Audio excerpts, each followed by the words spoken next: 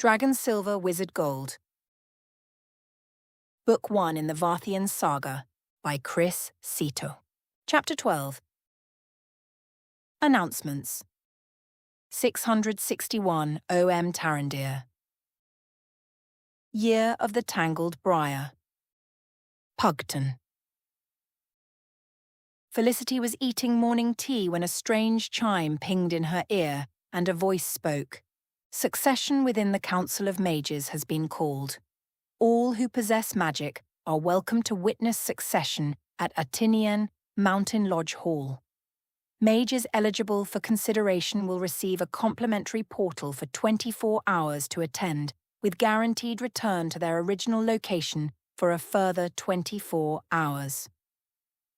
Against the wall on the far side of the room, a light outlining an archway appeared, followed by the interior of the arch, changing to look out on a snowy mountain scene, slightly tinged yellow with the occasional pinprick of yellow light sparkling across the face.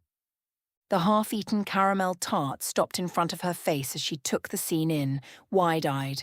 Her heart began to flutter with the shock of realization that she was eligible for consideration. "I'm not a mage," she thought. "Magic is horrid. I don't want to be a mage." She took a deep breath in, then let it out slowly. "You don't exist," she told the portal firmly. "I don't care what you want. I'm going out." She placed the caramel tart back on the small plate in front of her, gathered her purse and hat, and left through the large doors of her pavilion. Chapter 13. Suppression. 653 OM Tarandir. Year of the Leaping Rabbit. Norman's Tower. Amidst the maelstrom, the child stroked his mother's shoulder gently. "It's okay, Mum. I'm here. You're fine. It's okay." Over and over again like a mantra, the boy repeated those words in a role reversal, taking care of the adult, soothing her. In just minutes, the wind had died down, and Norman could breathe clearly again, no longer oppressed by the wild magic scent of rotting roses. Peter continued to murmur soothing noises to Felicity as Norman approached, and reaching her side, she looked up at him, heaving great, trembling sobs.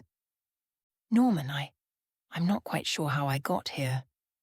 "Let's go inside," he said, offering her a hand up, and she looked around at the sparse exterior. "Wait, do I recognize this place?" Norman inhaled sharply at the brief flash of painful memory. "Yes. I built it for all of us." He stopped, swallowing hard. "I built it so we could all stay together, that night, when everything happened." Felicity was running her fingers over the stone, tracing the wide cracks that had formed when the building had teleported so many years ago. "I always thought there had been a lightning strike," she said in wonder. "You moved an entire building. Why?" "It wasn't intentional," he whispered. "The smell was so heavy. It was all I could smell. I was just so—" "I never blamed you, you know. Not really. I knew you would never do that on purpose. I just said that earlier because I was upset and scared." Her breathing steady now, she turned to Norman. "Have you somewhere I can wash up? My face is starting to feel a bit stiff." The three walked inside together. "A bit sparse, isn't it?"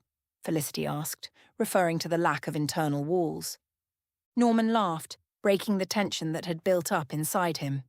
"Yes, I suppose it is. I never finished. I was waiting to surprise you and Gareth and ask you how you wanted the space to be divided up. A floor for me, 2 floors for the both of you and the baby. I never had the chance." "And then you disappeared? You didn't even come back for his funeral?" "I was there. I just didn't want to intrude." Norman touched a quizzical Peter on the shoulder. "Can you fix some water for your mother to wash up with? And maybe put a kettle on for some tea? Your mother and I have some things we need to talk about."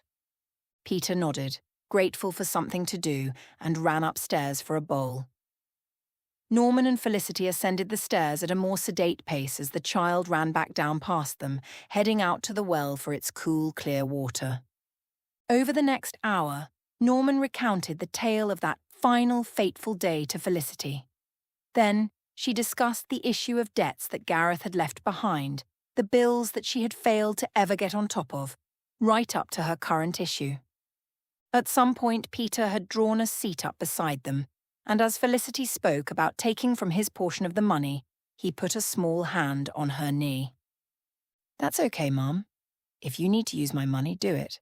I don't mind." Norman looked worried.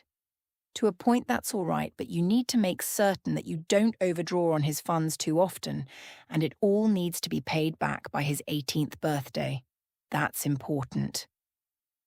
Felicity breathed a huge sigh of relief. "Thank goodness. I was afraid something horrid would happen to me." Norman smiled, pulling her into a hug. "I wish I had known about the debts earlier. I would have helped you." He looked across at Peter. "He looks so much like Gareth, doesn't he?" There was a moment's silence, then Norman asked, "Gareth's things. Do you still have them somewhere?" "Yes," Felicity said slowly. "Not his clothing. It all got cut down to make Peter's clothing, but all of his tools and other things. They're in a basket at home." "Why?" Norman refused to tell her, preferring to wait until he had seen what was there. Pulling out the wagon, he called out to Susie, who was rolling around on the newly created road like a house cat. "Susie, would you like to go for another trip to Pugton? You'll get to check out this new pathway Felicity has kindly made for you." Susie uncharacteristically bounded up to Norman, nodding with a toothy smile. "Okay, everyone, we're going into town and—" he looked at Peter. "Hopefully I can make the world a bit easier on your mum.